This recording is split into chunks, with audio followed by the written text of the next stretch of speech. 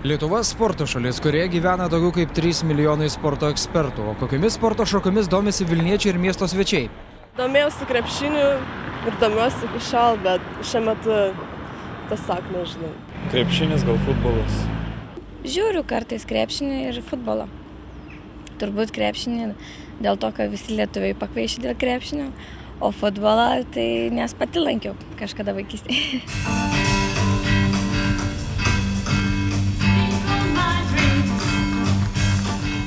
Futbolas ir krepšinis itin populiarūs, tačiau Lietuva pasaulyje pripažįstama kaip valstybė augdanti aukšto lygio sportinių šokių atlikėjus.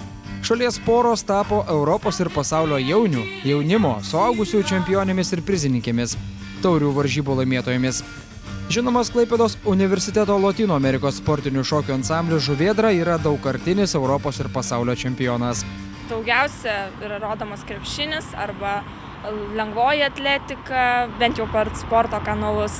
Jeigu, sakykime, įsijungsi ten kokį nors užsienietišką kanalą, tai vis tiek rodys dažniausiai būtent tik tai kaip slidininkus arba, sakykime, visai kitas sporto šakas. O šokių tai neteko matyti tiesiog, nebent tik tai dabar Lietuvos būtent projektuose, tai tikrai galima išvysti gan daug.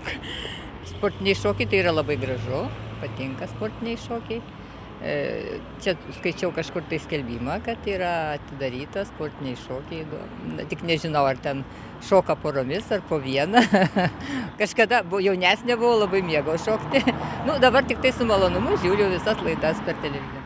Asmeniškai man, todėl kad galima išreikšti save, savo jausmus ir nežinau, man labai patinka.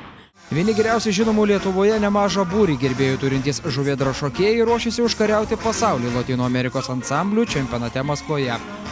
Tomas Ramanskas, Viktoras Radajevas, Sport 1 Žinios Plius, Vilnius.